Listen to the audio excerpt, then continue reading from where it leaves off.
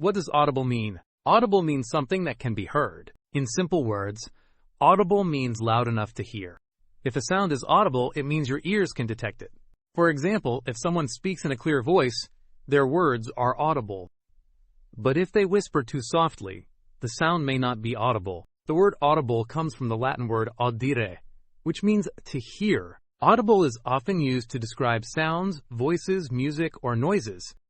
For example, her voice was barely audible in the noisy room. This means her voice was very soft and hard to hear. Here are more example sentences. The alarm was clearly audible from outside. There was an audible gasp from the audience. Please speak louder so your voice is audible. Audible can also be used in sports, especially in American football. In football, an audible is when the quarterback changes the play at the last moment by calling out new instructions. This is done when the player notices a better opportunity or a change in the opponent's defense.